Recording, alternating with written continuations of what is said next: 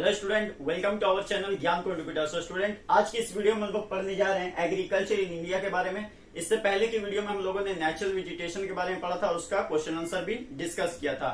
आज का हमारा टॉपिक है एग्रीकल्चर इन इंडिया के बारे में। इस चैप्टर से आपके माध्यमिक एग्जामिनेशन में 8 से 10 मार्क्स का क्वेश्चन आता है हर साल। ठीक है, तो स्टार्ट करते हैं हम लोग आज का टॉपिक एग्रीकल्चर इन इंडिया के बारे में। यानी इंडिया में जो खेती बाड़ी होती है, जो एग्रीकल्चर होता है, जो फार्मिंग होता है, उसके बारे में आज हम लोग पढ़ेंगे। ठीक है, तो शुरुआत हम लोग करेंगे major characteristics of Indian agriculture से। ठीक है, ये क्वेश्चन आता है कि what are the major characteristics of Indian agriculture या discuss the major characteristics of Indian agriculture. खैर, अभी मैं क्वेश्चन में नहीं जाऊंगा, टॉपिक पे आते हैं हमारा। ठीक है, यानी हिंदुस्तान में जो खेती बाड़ी होती है, जो एग्रीकल्चर होता है, उसका कुछ कैरेक्टरिस्टिक्स होगा, कुछ ना कुछ खासियत होगा। ठीक है, अब जो कंट्री आबादी के लिहाज से दुनिया में दूसरा पोजीशन रखता है, ठीक है, और एरिया के हिसाब से 7वां पोजीशन रखता है ना। आबादी के हिसाब से इंडिया दुनिया का दूसरा सबसे बड़ा कंट्री है आबादी के लिहाज से, और एरिया के लिहाज से यानी एरिया के एतबार से हिंदुस्तान दुनिया का 7वां सबसे बड़ा कंट्री है। ठीक है, तो जो देश आबादी में दूसरा पोजीशन और एरिया में 7वां पोजीशन रखता हो, वहां का कुछ ना कुछ खेती बाड़ी में कुछ ना कुछ खासियत तो पाया जाता होगा। तो उन्हीं खासियत को आज हम लोग डिस्कस करेंगे। ठीक है, पहला है सबसिस्टेंस एग्रीकल्चर। सबसिस्टेंस एग्रीकल्चर क्या होता है मैं आपको बता देता हूं। सबसिस्टेंस एग्रीकल्चर का मतलब ये होता है कि एक फैमिली के पास एक प्लॉट ऑफ लैंड होता है। ठीक है, एक मान लीजिए एक जमीन का एक प्लॉट है, खेत का एक प्लॉट है, और उसमें घर के लोग ही खेती बाड़ी करेंगे और घर के लोग ही उस खेत में काम करेंगे। काम करने के लिए बाहर से लोगों को हायर नहीं किया जाएगा। ठीक है, घर के लोग ही उसमें काम करेंगे और जो अनाज उगाया जाएगा उस खेत में वो घर के लोग ही खाएंगे। घर के लोगों के खाने के लिए ही वहां पर जो अनाज है वो उगाया जाता है। और उसमें क्या होता है, मशीन का इस्तेमाल नहीं किया जाता है, क्योंकि अगर मशीन का इस्तेमाल करेगा या लेबर को बाहर से रखेगा तो कॉस्ट ज्यादा पड़ जाएगा, है ना, खर्चा ज्यादा पड़ जाएगा। इसीलिए इसमें मशीन का ज्यादा उपयोग नहीं किया जाता है। नॉर्मल तरीके से ही खेती बाड़ी की जाती है और घर के लोग ही काम करते हैं। उसी को बोलते हैं सबसिस्टेंस एग्रीकल्चर। ठीक है, यूजेस ऑफ इरिगेशन। इरिगेशन का मतलब क्या होता है ये पहले ही मैं आपको बता चुका हूं। इरिगेशन का मतलब होता है आर्टिफिशियल तरीके से उन इलाकों के खेतों में पानी देना जहां पर पानी आसानी से अवेलेबल नहीं है। ठीक है, उसको बोलते हैं इरिगेशन। तो अब देखिए, हिंदुस्तान जाहिर है खेती बाड़ी करने के लिए आपको पानी की तो जरूरत है ही, और हिंदुस्तान में जो है बारिश सिर्फ बरसात के मौसम में होती है, रेनी सीजन में सिर्फ बारिश होती है। इसीलिए यहाँ के ज्यादातर खेतों में इरिगेशन से पानी पहुंचाया जाता है। ठीक है, तो यूजेस ऑफ इरिगेशन यहाँ का एक खास कैरेक्टरिस्टिक है यहाँ का एग्रीकल्चर का। Small size of land holding, इसका मतलब क्या होता है। देखिए, पहले क्या होता था कि पहले प्रॉपर्टी में हिस्सेदारी नहीं होता था। ठीक है, लेकिन बाद में जब law of right to property आया, ठीक है, राइट टू प्रॉपर्टी, तो उसके तहत क्या हुआ कि जमीन को टुकड़ों में बांट दिया गया। जैसे एक आदमी का अगर 5 बेटा है तो उसका जो भी जमीन है उसका 5 हिस्सा होगा, 5 बेटा में बटेगा। तो उससे क्या होगा, मान लीजिए इतना प्लॉट है, एक आदमी का इतना प्लॉट है मान लीजिए, ठीक है, अब उसको 5 बेटा में बांटना है तो क्या होगा, उसका 5 हिस्सा हो जाएगा ना। अब 5 हिस्सा हो गया तो हर बेटा को क्या मिला, लैंड का एक छोटा सा हिस्सा मिला। अब वो छोटे हिस्से में वो क्या उगाएगा। अगर एक प्लॉट में मान लीजिए इतना बड़ा प्लॉट में अगर सिर्फ हम आलू का खेती करें या धान का खेती करें या गेहूं का खेती करें तो यहाँ पर प्रोडक्शन हमको समझ में आएगा। लेकिन अगर एक आदमी को इसका इतना मिलेगा तो बताओ इसमें वो क्या उगाएगा। तो इससे नुकसान क्या है, इससे नुकसान ये है कि प्रोडक्टिविटी लो हो जाएगा और खेती बाड़ी भी ठीक से नहीं हो पाएगी। तो एग्रीकल्चर को तो इफेक्ट पड़ेगा ही। ठीक है, चौथा नंबर देखिए, uncontrolled use of pesticide and chemical fertiliser. सबसे पहले समझिए कि केमिकल फर्टिलाइजर और पेस्टिसाइड का यूज क्या होता है। केमिकल फर्टिलाइजर इसलिए यूज किया जाता है क्योंकि हर क्रॉप को उगने के बाद सॉइल का जो फर्टिलिटी है वो खत्म हो जाता है। इसीलिए हम लोग केमिकल फर्टिलाइजर के यूज करते हैं ताकि सॉइल का जो फर्टिलिटी है, जो जरखेजीपना है, वो वापस आ सके, उसका फर्टिलिटी वापस आ सके। क्योंकि अगर सॉइल में अगर फर्टिलिटी नहीं रहेगी तो वो किसी और क्रॉप को उगाने के लायक नहीं रहेगा। अब पेस्टिसाइड का यूज हम लोग इसलिए करते हैं ताकि उसमें कीड़े मकोड़े ना लगे। ठीक है, कीड़े मकोड़े लगेंगे तो फसल को खराब कर देगा। ठीक है, पांचवा देखिए, प्रीडोमिनेंस ऑफ फूड क्रॉप। अब देखिए, मैंने पहले ही बताया है कि हिंदुस्तान जो है वो आबादी के लिहाज से दुनिया में दूसरा पोजीशन रखता है। आबादी में इंडिया का पोजीशन दूसरा है आफ्टर चाइना। ठीक है, इसीलिए यहाँ पे फूड क्रॉप को ज्यादा अहमियत दिया जाता है, ज्यादा वैल्यू दिया जाता है फूड क्रॉप को। फूड क्रॉप उसको बोलते हैं जिसको किसान उगाता है खाने के लिए, ठीक है। और भी बहुत तरह के क्रॉप होते हैं, वो हम आगे पढ़ेंगे। फिलहाल हम लोग फूड क्रॉप को देखिए। फूड क्रॉप उसको बोलते हैं जिसको उगाया जाता है खाने के लिए, खुद के खाने के लिए उगाया जिस फसल को जाता है उसको बोलते हैं फूड क्रॉप। तो इंडिया में फूड क्रॉप को ज्यादा अहमियत दिया जाता है क्योंकि इतना बड़ा आबादी का पेट भरना है, ठीक है, सबका पेट भरना चाहिए, तीनों टाइम का, है ना, 3 टाइम का जो खाना खाता है सब लोग, तो सबका पेट भरना चाहिए। तो फूड क्रॉप को अगर हम लोग अहमियत नहीं देंगे तो होगा क्या कि फूड क्रॉप को हमको बाहर से इंपोर्ट करना होगा, बाहर से हमको मंगवाना होगा, बाहर देश से, ठीक है। इसीलिए इंडिया में फूड क्रॉप को ज्यादा अहमियत दिया जाता है। छठा नंबर देखिए, insignificant place given to fodder crops. Fodder crops किसको बोलते हैं? फॉडर क्रॉप्स बोलते हैं जानवर जो चारा खाता है उसी को बोलते हैं फॉडर क्रॉप। इंडिया क्या है, इंडिया में देखो लाइव स्टॉक फार्मिंग बहुत ज्यादा होती है। लाइव स्टॉक मतलब जानवरों का पालन बहुत ज्यादा होता है। आप गांव इलाके में चल जाइए, वहां पे अगर किसान का अगर खेत है तो उतना नहीं, मतलब ज्यादातर करके जानवर भी वो लोग पालता है। जानवर पालने से उनको बहुत फायदा है। जैसे कि अगर जानवर अगर कोई बेबी को अगर प्रोड्यूस किया तो वो भी बड़ा होकर फिर जानवर बचता है, फिर उसको लोग बेच के पैसा कमाते हैं। या अगर गाय पाल रहा है तो गाय से दूध बेचकर पैसा बनाता है वो लोग, ठीक है। तो फॉडर क्रॉप इनसिग्निफिकेंट प्लेस दिया गया है इंडिया में। इनसिग्निफिकेंट यानी फॉडर क्रॉप को यहाँ पर कोई अहमियत ही नहीं दिया गया है, जबकि यहाँ पर लाइव स्टॉक फार्मिंग बहुत ज्यादा होती है, जानवरों को बहुत ज्यादा पाला जाता है। अगर जानवर ज्यादा रहेंगे और उनका खाने के लिए अनाज नहीं रहेगा तो बताइए जानवर खाएगा क्या? और अगर जानवर नहीं खाएगा तो लाइव स्टॉक फार्मिंग ज्यादा कैसे होगा, किसान को फायदा कैसे होगा? तो इसमें तो नुकसान है किसान का। अब 7वां नंबर पे आ जाते हैं वैरायटी ऑफ फूड क्रॉप्स में। वैरायटी ऑफ फूड क्रॉप मतलब फूड क्रॉप में वैरायटी पाया जाता है। इंडिया एक वास्ट कंट्री है और यहाँ का हर स्टेट का आप क्रॉप देखिएगा, खाने पीने का जो डिश आप देखिएगा, खाने पीने की जो चीजें होती है उनमें वैरायटी पाया जाता है, ठीक है। उसी को बोलते हैं वैरायटी ऑफ फूड क्रॉप। 8वां नंबर देखिए, डिपेंडेंस ऑन मॉनसून। इंडिया में जो एग्रीकल्चर होता है वो पूरी तरह से डिपेंड होता है बरसात के मौसम में, जिसको हम लोग बोलते हैं मॉनसून पे, ठीक है। इसीलिए क्या होता है कि भारत का वो हिस्सा जहां पर बारिश ज्यादा होती है वहां पर अलग तरह का क्रॉप उगेगा, ठीक है। वहां पे अलग तरह का, जैसे वहां पे क्या क्या उगेगा, वहां पे उगेगा राइस जहां पे बारिश ज्यादा होती है। जैसे कि इंडिया का नॉर्थ ईस्ट वाला पार्ट जहां पे मेघालय है, मौसिनराम है, ठीक है, या नॉर्थ ईस्ट वाला पार्ट आप पूरा कह सकते हैं, राइस हो गया, जूट हो गया, ठीक है।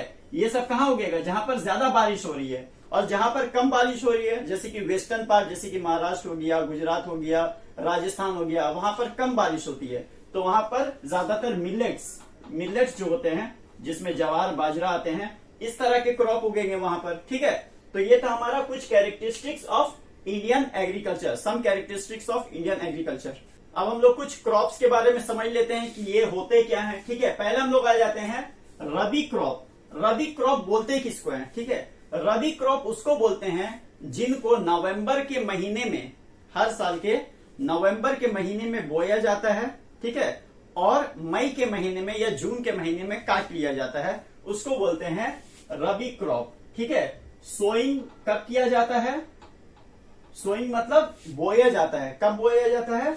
नवंबर के महीने में, ठीक है। और काटा कब जाता है? हार्वेस्टिंग कब किया जाता है? हार्वेस्टिंग मतलब फसल काटने का टाइम को हार्वेस्टिंग टाइम बोलते हैं, ठीक है। हार्वेस्टिंग कब किया जाता है? मई या जून में, ठीक है, याद रहेगा। और खरीफ क्रॉप ठीक इसी का उल्टा है, ठीक इसी का उल्टा। इसमें क्या किया जाता है? सोइंग टाइम जो रहता है वो हो जाता है मई या जून, ठीक है। मई या जून हो जाता है बोने का टाइम, सोइंग का टाइम हो जाता है मई या जून, और काटने का टाइम, हार्वेस्टिंग का जो टाइम होता है वो हो जाता है नवंबर या दिसंबर। नवंबर या दिसंबर, याद रहेगा। रबी क्रॉप जिसको बोया जाता है नवंबर में और काटा जाता है मई में, मई या जून में, ठीक है। और खरीफ क्रॉप किसको बोलते हैं? जिसको बोया जाता है मई के महीने में या जून के महीने में और काटा जाता है नवंबर या दिसंबर के महीने में। आई होप आपको समझ में आ गया होगा। तीसरा में आइए फूड क्रॉप। फूड क्रॉप जैसे कि मैंने बताया जिसको किसान उगाता है अपने खुद के खाने के लिए, या यूं कह ले कि खाने के लिए जो उगाया जाता है उसको बोलते हैं फूड क्रॉप। और कैश क्रॉप किसको बोलते हैं? कैश से मतलब ही हमको समझ में आ रहा है। कैश क्रॉप उसको बोलते हैं जिसको उगाया जाता है बेचने की नीयत से, यानी हम जैसे किसान उसको इसीलिए उगाता है ताकि उसको बेचकर मुनाफा कमा सके, पैसे कमा सके, उसको बोलते हैं कैश क्रॉप या कमर्शियल क्रॉप भी उसको बोला जाता है। ठीक है, पांचवा देखिए, पांचवा बोलते हैं ज़ैद क्रॉप को। ज़ैद क्रॉप किसको बोलते हैं? जो रबी और खरीफ क्रॉप के जो बीच में जो टाइम होता है उसमें जिस क्रॉप को उगाया जाता है उसको बोला जाता है ज़ैद क्रॉप। ठीक है, रबी क्रॉप और खरीफ क्रॉप के बीच के दरमियान में जो वक्त मिलता है उसमें जो फसल को उगाया जाता है उसको बोलते हैं ज़ैद क्रॉप। ठीक है, छठा नंबर में देखिए बोला है बेवरेज। बेवरेज किसको बोलते हैं? बेवरेज बेसिकली होता है जो पीने वाले जो फसल होते हैं, जैसे कि मतलब वैसे तो पीने वाले हालत में वो उगते नहीं है, ठीक है, लेकिन जब उनको प्रोसेसिंग किया जाता है तब वो पीने की हालत में हम लोग उसको यूज करते हैं। जैसे कि टी हो गया, कॉफी हो गया, है ना। टी और कॉफी तो हम लोग पीने की हालत में ना उसको यूज करते हैं। ठीक है, जब उगता है तो वो क्या होता है? पत्ती की शक्ल में होता है। ठीक है, लेकिन जब हम लोग उसको प्रोसेस करते हैं अपने खाने के लिए तो हम लोग उसको बेसिकली पीने के लिए यूज करते हैं, उसी को बोलते हैं बेवरेज। ठीक, चलिए अब बढ़ते हैं इस चैप्टर के सबसे इंपॉर्टेंट टॉपिक की तरफ। वीडियो के शुरू में मैंने आपको बताया था कि माध्यमिक एग्जामिनेशन में इस चैप्टर से 8 से 10 मार्क्स का क्वेश्चन आता है। ठीक है, उनमें से जो 5 मार्क्स का जो एक लॉन्ग रहता है वो इसी टॉपिक से रहता है। क्या होता है कि आपको कुछ मतलब इस चैप्टर में आपको कुछ क्रॉप्स पढ़ने होते हैं। ठीक है, कुछ क्रॉप्स के बारे में आपको फुल डिटेल में पढ़ना पड़ता है, जैसे कि राइस हो गया, वेट, मिलेट्स, ठीक है, tea, coffee, cotton and sugar cane. ठीक है, आपके सिलेबस में ये 7 क्रॉप के बारे में आपको दिया गया है। ठीक है, 5 मार्क्स का जो लॉन्ग आता है उसमें क्वेश्चन यही करता है कि discuss the favourable geographical condition for the development of rice, wheat, millet, tea, coffee, cotton and sugar cane, whatever, कोई भी एक देता है। ठीक है, कि जो फेवरेबल ज्योग्राफिकल कंडीशन है one of the particular crop उसके बारे में आपको बताना पड़ता है। ठीक है, जैसे कि आपको कोई भी क्रॉप, जैसे कॉफी दे दिया, ठीक है, कॉफी आपको दे देगा, बोलेगा इसका जो फेवरेबल ज्योग्राफिकल कंडीशन है इसको ग्रो होने के लिए वो आपको बताना है। तो फेवरेबल ज्योग्राफिकल कंडीशन में आप क्या बताओगे? उसको उगने के लिए कितना टेम्परेचर चाहिए, कितना रेनफॉल चाहिए, किस तरह का क्लाइमेट चाहिए, लैंड कैसा होना चाहिए, सॉइल कैसा होना चाहिए, किस एरिया में ज्यादा कॉफी का पैदावार होता है, प्रोडक्शन होता है। ठीक है, उसका रिसर्च सेंटर कहाँ है, कॉफी का रिसर्च सेंटर कहाँ है। ठीक है, फेवरेबल इकोनॉमिक कंडीशन क्या होने चाहिए। ठीक है, इन सब के बारे में मतलब उस कॉफी के बारे में या राइस के बारे में या वेट के बारे में आपको थोड़ा सा डिटेल में आपको बताना पड़ता है, इसीलिए वो क्वेश्चन 5 मार्क्स का रहता है। ठीक है, और ये बहुत ज्यादा आता ही आता है, एग्रीकल्चर से क्वेश्चंस आते ही आते हैं, जैसे कि मैंने बताया 8 से 10 मार्क्स का क्वेश्चन आता है। तो फिलहाल ये 7 क्रॉप के बारे में हम लोगों को पढ़ना है। स्टार्ट हम लोग करेंगे राइस से। ठीक है, राइस के बारे में मैंने यहाँ पे हेडिंग दे दी और इसके बारे में मैंने पूरा लिख के रखा है, लेकिन ये तो मैंने शॉर्ट करके लिख के रखा है। आपका जब क्वेश्चन आएगा एग्जाम में तो आपको अपना बुक का लैंग्वेज ही लिखना है, लेकिन मेरा काम यहाँ पर आपको समझाना है, आपको गाइड करना है। ठीक है, तो स्टार्ट हम लोग करते हैं। राइस के बारे में हम लोग अच्छा सा समझ लेते हैं। पहले देखिए मैंने लिखा है फेवरेबल ज्योग्राफिकल कंडीशन, जो कि एग्जाम में पूछता है। Discuss the favourable geographical condition. आप देखोगे, आप जब अभी अगर आप क्वेश्चन देखोगे तो आपको समझ में आएगा। ठीक है, पहला है फेवरेबल ज्योग्राफिकल कंडीशन को हम लोग समझ लेते हैं। बोला है क्लाइमेट। क्लाइमेट कैसा चाहिए? ट्रॉपिकल मॉनसून टाइप का क्लाइमेट चाहिए। ठीक है, ट्रॉपिकल मॉनसून टाइप का क्लाइमेट चाहिए, ह्यूमिड क्लाइमेट चाहिए। ठीक है, राइस के लिए टेम्परेचर कितना चाहिए? 18 से 32 डिग्री सेल्सियस टेम्परेचर चाहिए। रेनफॉल कितना होना चाहिए? 150 से 200 सेंटीमीटर रेनफॉल, बारिश होनी चाहिए 150 से 200 सेंटीमीटर। लैंड कैसा चाहिए? लो फ्लैट लैंड। ठीक है, लैंड लो होना चाहिए और फ्लैट होना चाहिए। फ्लैट, ठीक है, मतलब सीधा लैंड होना चाहिए, फ्लैट लैंड, ज्यादा हाई लैंड नहीं चाहिए। ठीक है, लो और फ्लैट लैंड चाहिए। सॉइल कैसा चाहिए? फर्टाइल क्लेई सॉइल होना चाहिए और मार्शी सॉइल होना चाहिए। दलदली सॉइल भी चलेगा। ठीक है, दलदली इलाके में जो सॉइल होता है उसको मार्शी सॉइल बोलते हैं। तो सॉइल कैसा चाहिए? फर्टाइल क्लेई सॉइल चाहिए और मार्शी सॉइल, दोनों में से एक सॉइल में राइस का प्रोडक्शन होता है। ठीक है, अब फेवरेबल इकोनॉमिक कंडीशन। देखिए, इकोनॉमिक का मतलब ही होता है जहां पर हमको पैसा लगाने की जो बात आती है उसको बोलते हैं इकोनॉमिक कंडीशन। ठीक है, तो लेबर कितना चाहिए? तो राइस को उगाने के लिए बहुत ज्यादा लेबर की हमको जरूरत पड़ती है, क्योंकि राइस को उगाने के लिए उसमें बहुत तरह का काम होता है, तो बहुत तरह का काम करने के लिए लेबर की जरूरत पड़ेगी। ठीक है, तो लेबर इंटेंसिव है। कैसा है? लेबर इंटेंसिव क्रॉप है राइस। लेबर बहुत ज्यादा चाहिए, लेबर इंटेंसिव है। ठीक है, कैपिटल, कैपिटल मतलब पैसा, पैसा कितना चाहिए, पैसा बहुत ज्यादा चाहिए, राइस की खेती करने के लिए बहुत ज्यादा पैसा चाहिए। अदर रिक्वायरमेंट में क्या क्या आ जाता है, अदर रिक्वायरमेंट में आ जाता है आपका irrigation, insecticide, pesticide, chemical fertiliser, HYV, HYV एक आता है, देखिए HYV को आप समझ लीजिए, HYV का मतलब होता है हाई यील्ड वैरायटी सीड्स, ठीक है, यानी ऐसा बीज जिसमें पैदावार बहुत ज्यादा होता है, और इसका इस्तेमाल ग्रीन रेवोल्यूशन के बाद बहुत ज्यादा होने लगा। ग्रीन रेवोल्यूशन को भी हम लोग आखिर में समझेंगे, ठीक है, मैं आपको समझाऊंगा।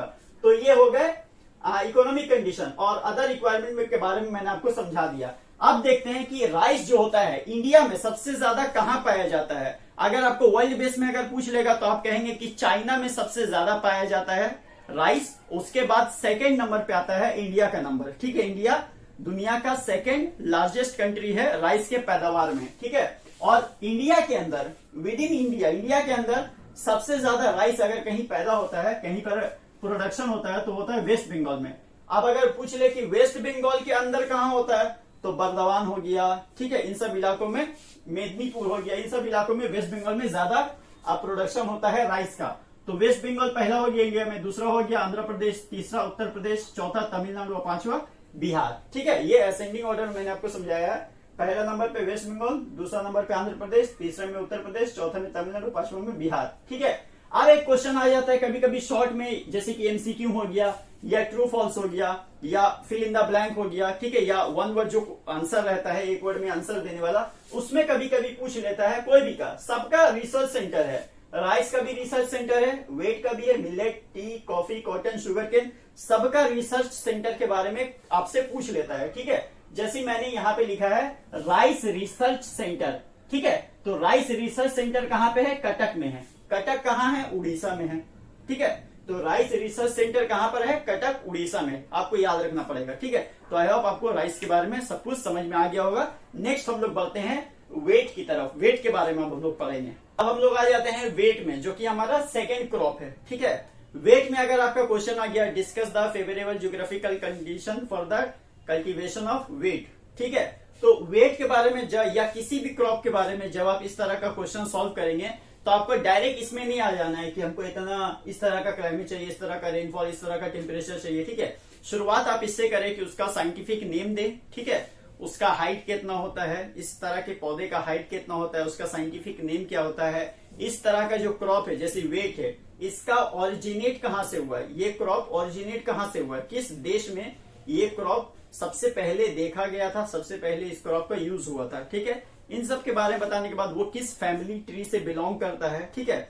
इस तरह से एक छोटा सा उसका डेफिनेशन लिख कर उसके बाद आप इसमें आए तो आंसर में आपका एक अच्छा प्रेजेंटेशन होगा, एक अच्छा दम रहेगा उसमें, ठीक है। तो स्टार्ट करते हैं हम लोग अपना मेन चीज क्लाइमेट। क्लाइमेट इसके लिए कैसा चाहिए, फेवरेबल ज्योग्राफिकल कंडीशन में जो पहला चीज आता है वो है क्लाइमेट। वेट के लिए चाहिए टेम्परेट क्लाइमेट, ठीक है। मैं आपको आसानी से समझाता हूं, ये देखिए, ये अर्थ है, ठीक है। यहां पे आपको 3 जोन देखने को मिलता है ना। एक वो जोन होता है जिसको हम लोग बोलते हैं टॉरिड जोन, ठीक है, टॉरिड। टॉरिड बोलते हैं एकदम गर्म इलाका को, किसको बोलते हैं, एकदम गर्म इलाका को। उसके बाद थोड़ा सा इस तरफ और इस तरफ अगर आते हैं तो इन दोनों को बोलते हैं टेम्परेट। क्या बोलते हैं, टेम्परेट, ठीक है। और यहां का लास्ट और यहां का लास्ट को देखेंगे, इसको बोलते हैं फ्रिजिड जोन। क्या बोलते हैं, फ्रिजिड जोन। क्यों, क्योंकि ये बहुत ज्यादा ठंडा होता है। टॉरिड जोन बहुत गर्म होता है, टेम्परेट जोन मीडियम होता है। टेम्परेट जोन मतलब मीडियम इलाका, ना ज्यादा ठंडा ना ज्यादा गर्म, और फ्रिजिड जोन का मतलब होता है एकदम ठंडा इलाका, ठीक है।